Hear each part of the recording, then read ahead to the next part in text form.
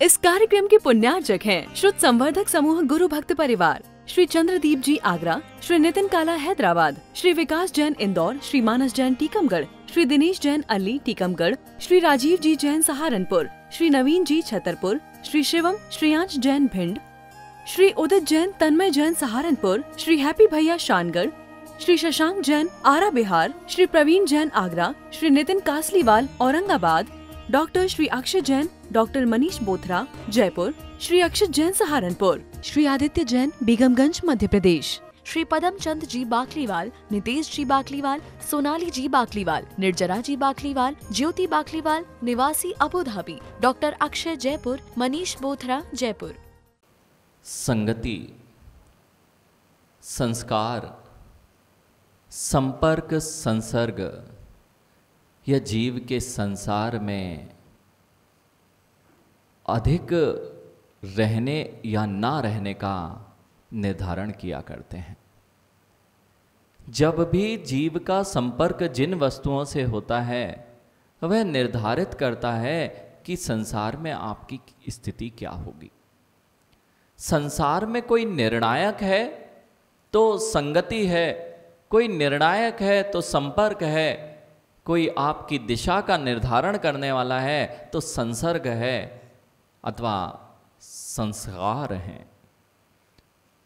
जब भी जीव के साथ में कुछ भी दिशा का निर्धारण होता है, हमेशा हमेशा वह किसके संपर्क में अधिक है यह उसके जीवन की दिशा का निर्धारण किया करता है। हम संसार में दो ही तरह से संपर्क में आते हैं, एक जड़ वस्तुएं हैं, दूसरी चेतन वस्तुएं हैं। और जड़ वस्तुओं का संपर्क इस जीवन में सबसे अधिक हुआ करता है और जिसके पास जो हो, जड़ वस्तुओं का संपर्क ही मुझे कहीं जड़ तो नहीं बना रहा। जड़ वस्तुओं का संपर्क संसर्ग जिसके पास मैं ज्यादा बैठता हूं वही मेरे लिए प्रभावित करता है और उसी के प्रभाव में मैं आकर अपना जीवन जीना प्रारंभ कर देता हूं। जितने लोग चाहे सुधरते हों अथवा बिगड़ते हों, उसमें सबसे बड़ा यदि हाथ हुआ करता है तो उसके संगति किस प्रकार की है। इसलिए जो युवा भी जीवन में किस दिशा की ओर बह रहे हैं वह सब उनकी संगति पर निर्धारित करता है। इसलिए निर्धारण यह करना चाहिए कि मेरा संसर्ग अथवा संपर्क किस दिशा में हो। यह बात यदि समझ में आ जाए तो मुझे शायद अपने जीवन का दिशा निर्धारण करने में ज़्यादा समय नहीं लगेगा। जो हम जड़ वस्तुओं का संपर्क करते हैं वह हमारी मानसिकता का निर्माण किया करती है। हम वास्तविकता में लगता ही नहीं है कि बाहर वस्तुओं से हम इतने प्रभावित हो जाते हैं कि वह सारा हमारा अंतरंग को विकृत कर दिया करती है। अभी तो शरीर से ही संपर्क में आया, शरीर के संपर्क में आने वाली बाह्य वस्तुएं आपके शरीर को भी, उसकी आभा को भी विलीन कर रही हैं। क्योंकि आज जो गाथा चल रही है यह गाथा यही कह रही है, 12 भावनाओं में ये कहाँ असुचि भावना, और असुचि भावना में महाराज जी इतना समझना चाहिए कि अंदर में जो मल भरा है ये मल रूप है। कितना सारा मल भरा हुआ है, अनेक अनेक प्रकार के 9 मल द्वारों से हमेशा हमेशा मल बहता रहता है। कितना पवित्र स्थान है ना यह मां, ये शरीर कितना पवित्र स्थान है कि अपवित्र वस्तुएं तो अपवित्र होती हैं, लेकिन यदि पवित्र वस्तु भी, निर्मल जल भी इस पवित्र आपके शरीर के संपर्क में आ जाए ना, निर्मल जल जिससे मल धोया जाता है वह भी आपके पवित्रतम, क्या कहना चाहिए, जिसे आप सबसे ज्यादा सजाते हो, वह पवित्र है इसलिए तो सजाते हो ना, यानी पवित्र है इसलिए सजाते हो। अब देखना, जल से मल धोया जाता है, लेकिन उस जल को भी मलिन करने की यदि सामर्थ्य तो तुम्हारे शरीर में। जल से मल धोया जाता है, जल से मिट्टी साफ की जाती है, लेकिन इतने पवित्र हम लोग हैं कि वह जल की पवित्रता भी हमारी पवित्रता के आगे, अर्थात अपवित्रता के आगे वह नियम से मलिनता को प्राप्त हो जाती है।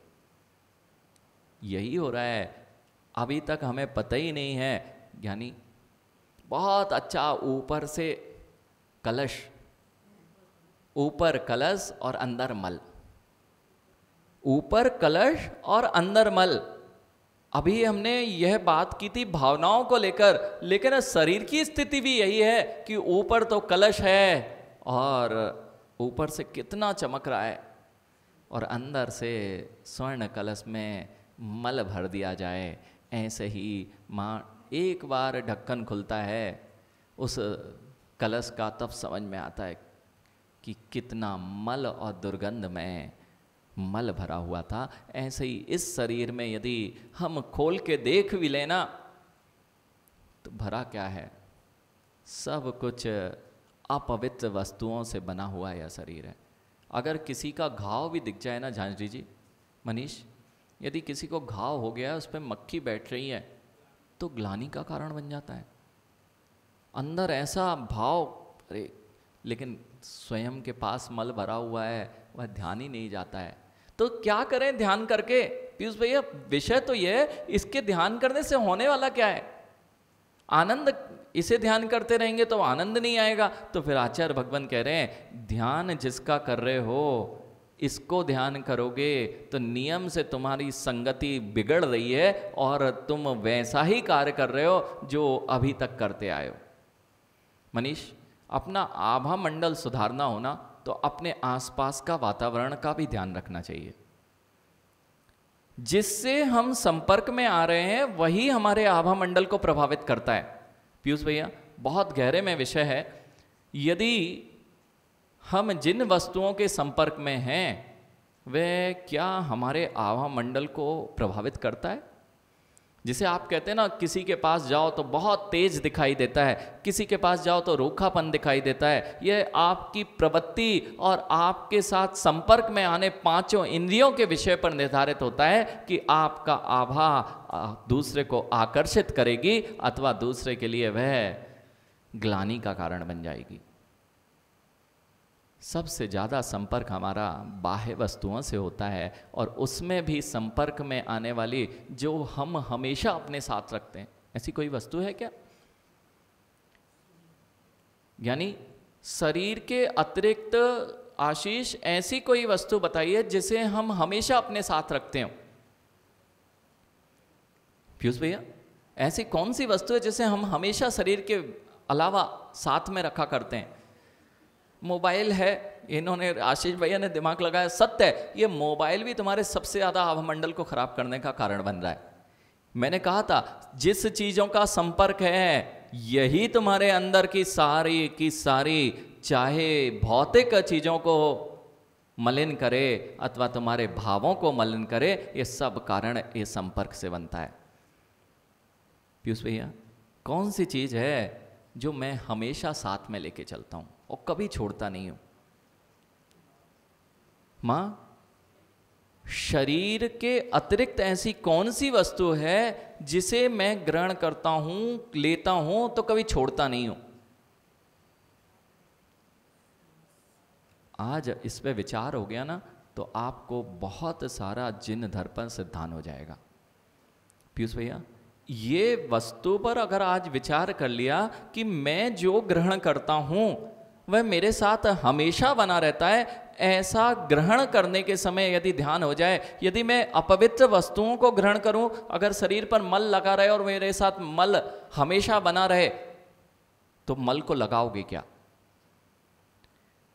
अगर मिट्टी मेरे शरीर पर लगी है और वह मिट्टी अब छूटने वाली नहीं है, कुछ चीज़ें ऐसी होती हैं, जैसे माँ आप लोगों ने बच्चों के कपड़े धोए ना, बच्चों के वस्त्र धोते हैं तो उनकी कॉलर पे दाग लग जाता है, वो दाग बड़ा जटिल हुआ करता है उसको निकालना। और नहीं तो मनीष साइकिल तो चलाई होगी, और साइकिल अगर चलाई है और पैंट में 2-4 बार चेन ना फंसे तो फिर आनंद साइकिल चलाने का भी आया ही नहीं है। और वह जो पैंट में लगने वाला दाग हुआ करता है वह कितने आसानी से छूट जाता है ना। अब पता है कि वह दाग अब पैंट में से छूटने वाला नहीं है, आपके वस्त्र को छोड़ने वाला नहीं है। तो मनीष कैसे साइकिल चलाते थे? बड़ी सावधानी से, कहीं गलती से भी चेन में फंस ना जाए प्रेम, कहीं गलती से भी वह धब्बा आपके वस्त्रों पर ना लग जाए, इतना आप सावधान रहते थे मात्र उस वस्त्र के लिए जो आपको कुछ दिन बाद छोड़ना है। अब मैं आपसे बात कर रहा हूं, ऐसी कौन सी चीज जो आप लेते हैं और आपके साथ हमेशा रहती है, और वह अगर मलिन हो और आपको मलिन करने वाली हो तो उसको लेना चाहिए क्या? बात समझ में आ रही है शांतिलाल जी? बात समझ में आ रही है? अभय, अभी तक जिन दर्शन की यह गहराई पकड़ में नहीं आ रही थी कि हमारे साथ में जो हम बाहर से वस्तुओं को ग्रहण करते हैं वह हमारे अंदर कितना गहरा प्रभाव डालती है। मां, कोई वस्तु याद आई? क्या वस्तु है जो हम हमेशा अपने साथ रखते हैं? मनीष, कौन सी वस्तु है जो हम हमेशा अपने साथ रखते हैं? यानी बाहरी वस्तुओं की बात चल रही है, आभा मंडल भी तुम्हारा उस बाह्य वस्तु से प्रभावित होता है। माँ, ये बात अगर समझ में आ जाए तो शायद तुम अपना जीवन जीने की जो पद्धति है उसको परिवर्तित कर दोगे। पीयूष भैया, यहाँ आज जो गाथा कर रही है, रस रोहिर मंस मेदट्टी मज्ज संकुलम मुत्त पूय किमि बहुलम दुगंध मसुचि चम्मय मणिच मचेयणम पड़णम। क्या मेरा शरीर किससे बना हुआ है? ये सब जानते हैं। मेरा शरीर बना हुआ है रस रुधिर मांस मज्जा अस्थि और चर्म, इन सब से मेरा शरीर बना हुआ है।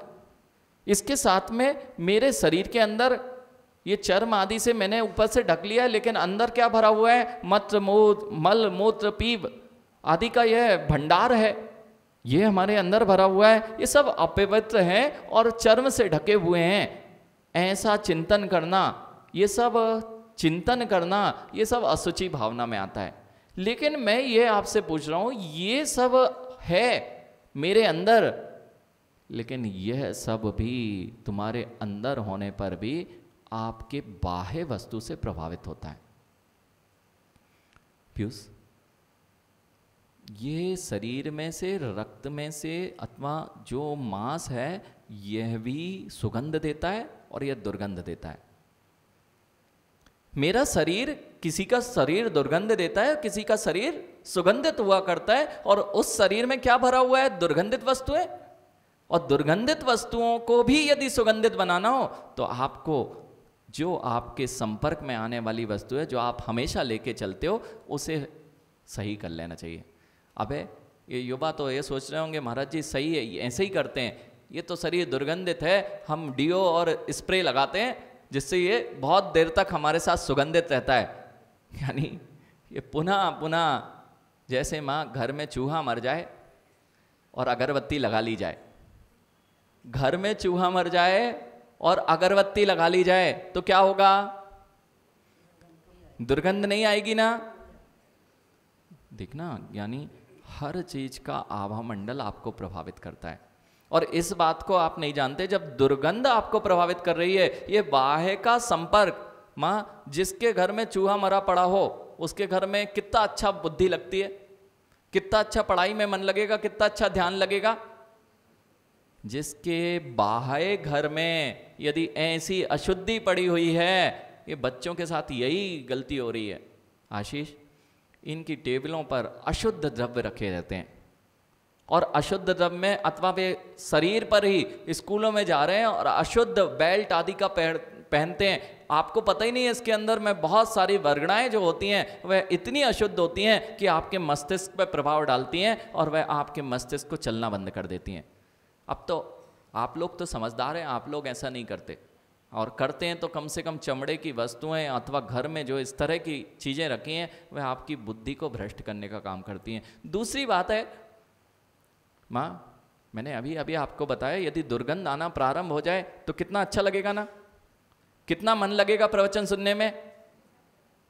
विशाल भैया, कितना मन लगेगा? और नहीं तो और अच्छे से समझना है तो कभी किसी चक्की के सामने से निकले और वह चक्की थी मसाले की और मिर्ची पिसी थी। अब वहां रह के दिखाओ, मां देखना चक्की, मिर्ची उड़ नहीं रही है, कुछ भी नहीं हुआ है, बहुत अच्छी नई मशीन है, लेकिन वहां मिर्ची पिसी है। यानी उसकी वर्गणाएं तुम्हारे अंदर में खलबली मचा देती हैं। पूरा जल्दी से निकलो यहां से। अब देखना एक छोटी सी दुर्गंध ने आपके जीवन में उथल पथल मचा दी, आपके चित्त की एकाग्रता को भंग कर दिया। अब हम लोग समझदार हैं मनीष, सब लोग यहाँ समझदार बैठे हैं, सबके अच्छे अच्छे घर हैं जहाँ पर दुर्गंध बिल्कुल नहीं आती है, क्योंकि दुर्गंध को बचाने के लिए इन्होंने एसी में कुछ ना कुछ लगा रखा है, अथवा यानी वो आजकल तो क्या आते हैं,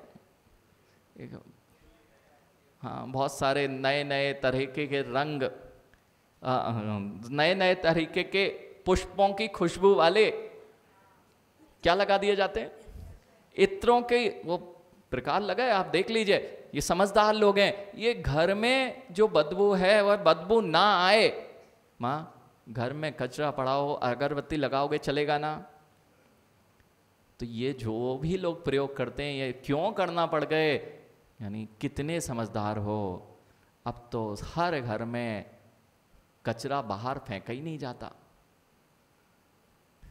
अखिलेश कचरा घर के बाहर फेंकते हो ना? हाँ, गाड़ी वाला आया, भूल तो नहीं गए, गाड़ी वाला आया कचरा, महाराज जी अब तो बिल्कुल व्यवस्थित बन गई है, गाड़ी वाला आता है और हम कचरा बाहर फेंक देते हैं। और गंदा कचरा मां सड़ने वाला हो वो कचरा बाहर फेंकोगे कि नहीं?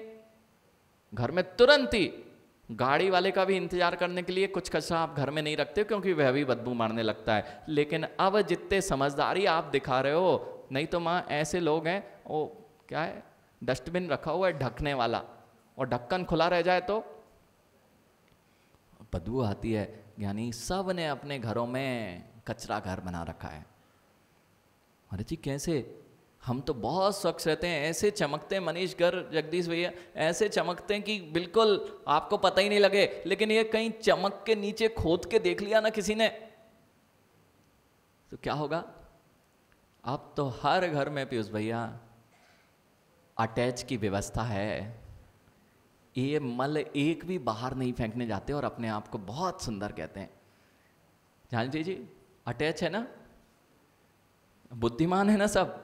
इस कार्यक्रम के पुण्यार्जक थे श्रुत संवर्धक समूह गुरु भक्त परिवार, श्री चंद्रदीप जी आगरा, श्री नितिन काला हैदराबाद, श्री विकास जैन इंदौर, श्री मानस जैन टीकमगढ़, श्री दिनेश जैन अल्ली टीकमगढ़, श्री राजीव जी जैन सहारनपुर, श्री नवीन जी छतरपुर, श्री शिवम श्रेयांश जैन भिंड, श्री उदित जैन तन्मय जैन सहारनपुर, श्री हैप्पी भैया शानगढ़, श्री शशांक जैन आरा बिहार, श्री प्रवीण जैन आगरा, श्री नितिन कासलीवाल औरंगाबाद, डॉक्टर श्री अक्षय जैन, डॉक्टर मनीष बोथरा जयपुर, श्री अक्षित जैन सहारनपुर, श्री आदित्य जैन बेगमगंज मध्य प्रदेश, श्री पदम चंद जी बाकलीवाल, नितेश जी बाकलीवाल, सोनाली जी बाकलीवाल, निर्जरा जी बाकलीवाल, ज्योति बाकलीवाल निवासी Abu Dhabi, doctor Akshay Jaipur, Manish Bothra Jaipur.